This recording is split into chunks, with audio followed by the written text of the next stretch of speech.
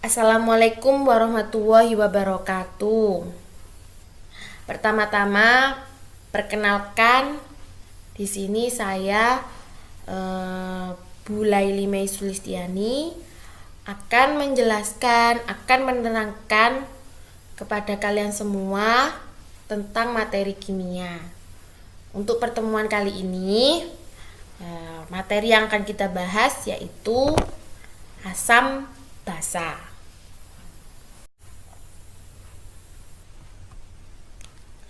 Yang pertama yaitu konsep asam basa. Nah, seperti yang kita tahu, lemon itu kan memiliki rasa masam. Kemudian cuka yang biasanya kita gunakan sebagai acar atau pada saat makan bakso itu juga memiliki rasa masam. Nah, jus tomat juga memiliki rasa masam. Pada dasarnya, zat-zat yang memiliki rasa asam itu identik dengan bersifat asam atau sebagai larutan asam. Nah, bagaimana jika seperti air sabun, rasanya seperti apa? Air aki dan larutan amonia. Nah, untuk larutan seperti ini, untuk mengetahui larutan tersebut bersifat asam atau basa, maka tidak bisa kita merasakannya. Nah, berkat pengalaman dan penelitian para ahli kimia, untuk mengetahui suatu zat itu bersifat asam atau basa,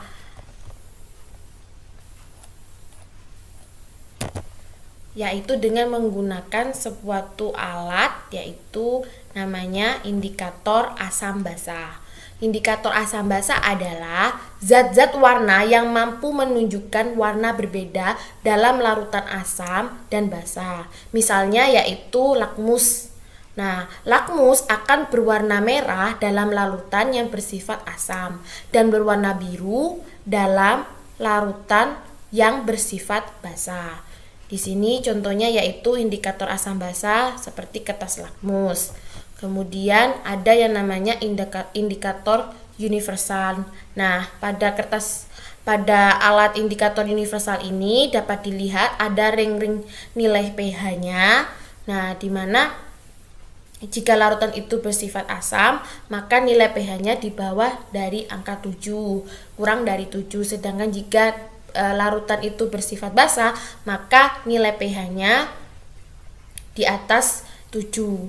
Nah, nanti dicocokkan setelah larutan itu dimasukkan dengan kertas lakmus, kertas indikator asam basa ini nanti dicocokkan dengan warna-warna yang ada di sini. Kira-kira warna yang pas di antara beberapa warna ini yang menunjukkan nilai pH-nya. Kemudian ada alat yang bernama pH meter, di mana ini lebih praktis dan lebih akurat hanya dengan memasukkan alatnya ke dalam larutannya yang ingin kita cari. Nah, kemudian muncul nilai pH-nya. Kemudian, dari beberapa contoh larutan asam, maka dapat dikategorikan bahwa sifat asam yaitu berasa asam, bersifat korosif atau merusak logam, marmer dan bahan besi, kemudian dengan nilai pH di bawah 7, atau dapat memerahkan kertas lakmus biru, sedangkan lakmus merah tetap merah. Nah, dapat menetralkan larutan basa. Jika larutan itu bereaksi dengan basa, maka menghasilkan senyawa garam dan air. Kemudian, untuk sifat larutan basa, biasanya identik dengan rasa pahit dan bersifat licin, kemudian bersifat kaustik atau merusak kulit. Dengan nilai pH lebih dari 7, dapat membirukan kertas lakmus merah, sedangkan lakmus biru tetap biru, dapat menetralkan larutan asam, dan jika bereaksi dengan asam menghasilkan senyawa garam dan air. Untuk selanjutnya yaitu teori asam basa dari Arrhenius. Nah, menurut teori asam basa Arrhenius, asam yaitu zat yang dalam air melepaskan ion H+. Jadi pembawa sifat asamnya itu karena ion H+. Contohnya pada asam cuka. Asam cuka yaitu CH3COOH.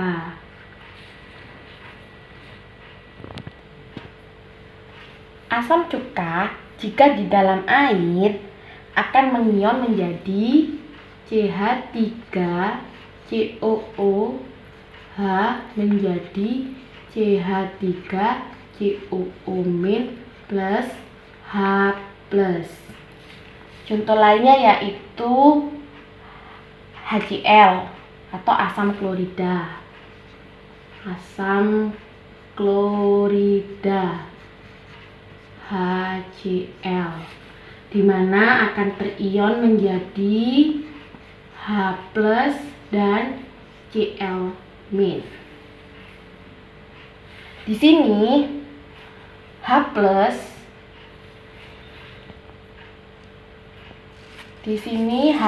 sebagai valensi asam.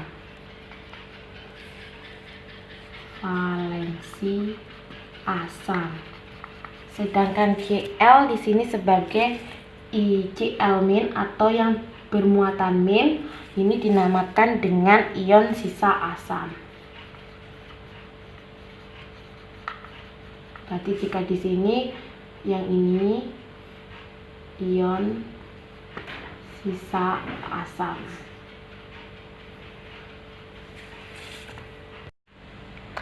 Berikut ini beberapa dari contoh asam larutan asam, yaitu pada asam anorganik. Yang pertama yaitu HCl, di mana jika terionisasinya yaitu H+ plus menjadi Cl-, di mana di sini elektron valensi asamnya berjumlah 1 dan sisa asamnya berarti Cl-. Kemudian jika HCN maka terion menjadi H+ plus Cn-. Berarti elektron valensi asamnya ada 1 dan sisanya yaitu Cn-. Kemudian ada lagi larutan H2S. Maka jika terionisasi menjadi 2H+ plus S2-. Nah, karena di sini ada hanya 2 koefisiennya jadi 2, sehingga dapat ditulis jumlah elektron valensinya sebanyak 2 dan sisa asamnya yaitu S2-. Kemudian H2SO4 menjadi 2H+ plus SO4 2-. Sebanyak 2 elektron valensi asamnya dan sisa asamnya yaitu SO4 2-. Kemudian H3PO3. Nah, ini jika terionisasi menjadi H+ plus HPO3 2-, jadi 2H+. Maka elektron valensi asamnya sebanyak 2, sisa asamnya yaitu HPO3 2-.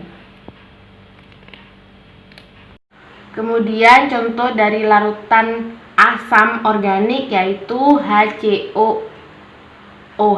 Nah, ini jika terion menjadi H+ plus HCOO-, maka elektron jumlah valensi asamnya yaitu 1 dan sisa asamnya yaitu HCOO-. Kemudian yang kedua yaitu H3COOH atau asam asetat atau biasa dikenal dengan asam cuka. Maka CH3COO- plus H+. Di sini jumlah valensi asamnya 1, sisa asamnya CH3COO-. Kemudian, sedangkan basa menurut teori asam basa Arrhenius yaitu senyawa yang dalam air dapat menghasilkan ion OH-. Jadi di sini OH- yang dihasilkan dari senyawa atau larutan tersebut disebut dengan valensi basa. Contoh larutan basa yaitu NaOH. Jika terion dalam air menjadi Na plus OH-. Nah, di sini maka valensi basanya 1.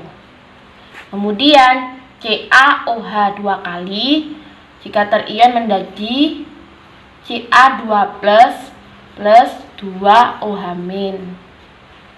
Maka valensi basanya yaitu 2. Kemudian BaOH 2 kali menjadi Ba2 plus 2OH-.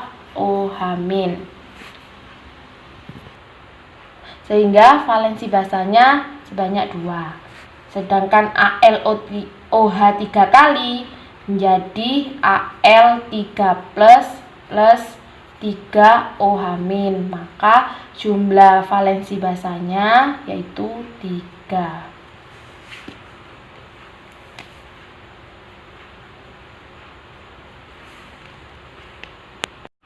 Konsep yang ketiga yaitu konsep pH, pOH, dan pKw. Nah, yang pertama kita akan menjelaskan tentang pH. Seperti yang kita tahu, sifat dari asam itu dilihat dari ion H+. Nah, tingkat keasaman itu tergantung dari konsentrasi ion H+ dalam suatu larutan tersebut. Nah, jika semakin asam, maka semakin besar konsentrasi dari ion H+ dari suatu larutan tersebut. Nah, konsentrasi H+ ini dinyatakan dalam pH. Nah, menurut pakar, pH itu dengan rumus min log H+. Jadi, untuk menentukan pH, maka dengan rumus min log H+. Sehingga pH ini dipengaruhi dengan jumlah dari konsentrasi H+. Tapi ingat di sini negatif. Jadi nilainya itu berbalik.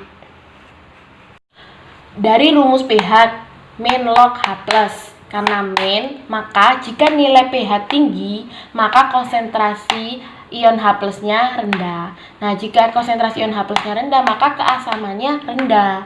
Begitu sebaliknya, jika nilai pH-nya rendah, maka konsentrasi H+ akan tinggi, maka keasamannya tinggi. Makanya biasanya pH tinggi, nilai pH tinggi itu bersifat tidak asam atau kurang asam, tapi jika pH rendah itu asamnya lebih kuat. Atau biasanya pH tinggi itu biasanya bersifat basa, jika pH rendah bersifat asam. Untuk perhitungan pH, nah jika ada konsentrasi ion H+ sama dengan 1 kali 10 pangkat min N, maka nilai pH-nya itu sama dengan pangkatnya yaitu N. Nah, jika konsentrasi H+ itu X kali 10 pangkat min N, maka pH-nya sama dengan N min log X. Nah, biasanya kalau pH-nya sama dengan N, maka kalau konsentrasi H+-nya menjadi 10 pangkat N. Untuk lebih jelasnya dapat dilihat pada contoh soal ini. Tentukan pH larutan jika konsentrasi ion H+ 1 kali 10 pangkat 3. Kan tadi dirumus jika H+-nya 1 kali 10 pangkat min N, maka pH-nya jadi N. Maka ini dapat ditulis pH-nya sama dengan 3 dari pangkatnya N. Kemudian soal kedua yaitu untuk contoh soal berikutnya yaitu 5 kali 10 pangkat min 6. Nah, ini kan bukan 1, 5 atau seperti pada rumus X kali 10 pangkat min N. Maka pH-nya N min log X. Jadi pH sama dengan 6 min log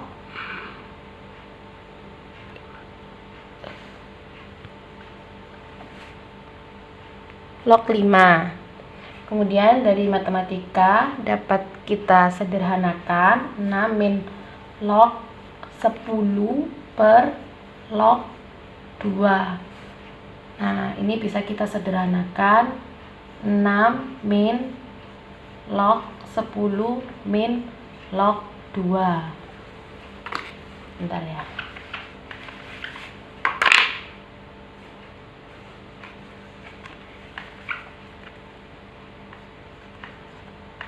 10 min log 2. Seperti yang kita tahu, min log 10 kan 1, min log 2 kita tulis log 2.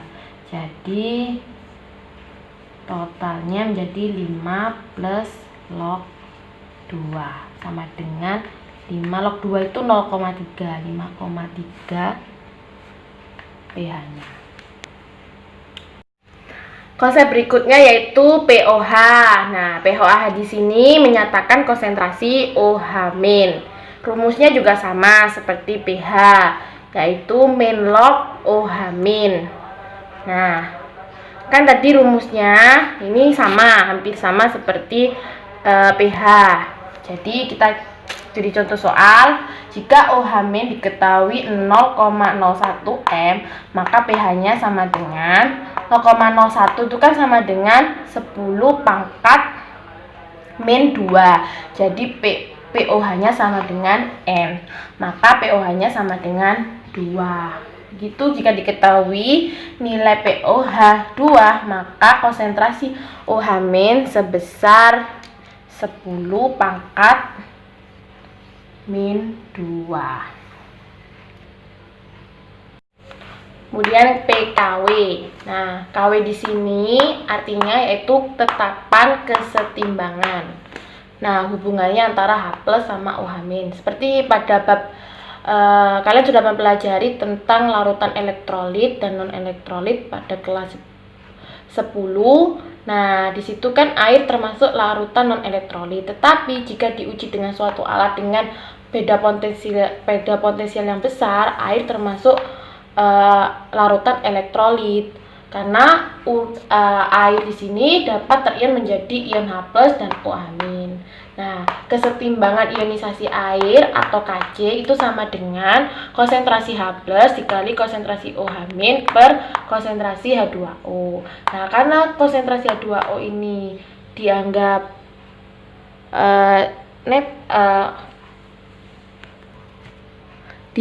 konstan, jadi Kc per H2O ini sama dengan nilai dari Kw atau tetapan keseimbangan, sehingga Kw sama dengan konsentrasi H+ kali konsentrasi OH-. Nah, dalam berbagai suhu, nilai Kw ini sama dengan 1 kali 10 pangkat min 14.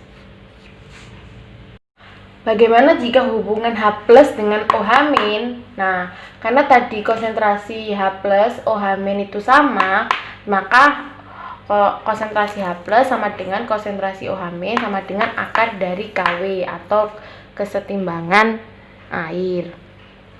Sehingga jika nilai Kw sama dengan 1 kali 10 pangkat min 14, maka H+ sama dengan OH-, maka nilai H+ kan kita diketahui Kw-nya. Nilai H+ sama dengan akar 10 pangkat min 14 sama dengan 10 pangkat min 7 dengan satuan mol per liter.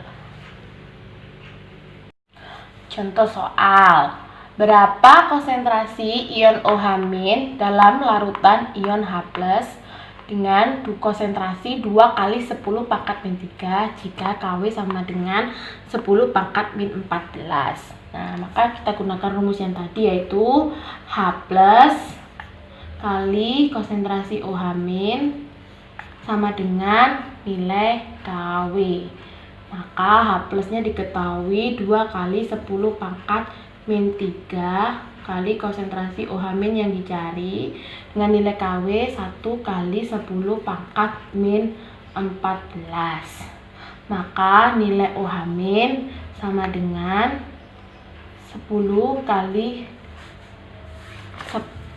pangkat min 14 per 2 kali 10 pangkat min 3. Maka konsentrasi OH min sebesar 5 kali 10 pangkat min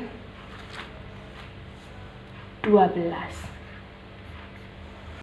Bagaimana jika hubungan pH dengan pOH? Nah, kan rumusnya KW tadi yang menghubungkan, yaitu KW sama dengan konsentrasi H plus kali konsentrasi OH min. Nah, kita turunkan dari rumus ini. Nah, KW sama dengan min log KW. Sedangkan ini menjadi min log H plus kali OH min. Terus kita jabarkan jadi min log KW sama dengan min log H plus min log OH min.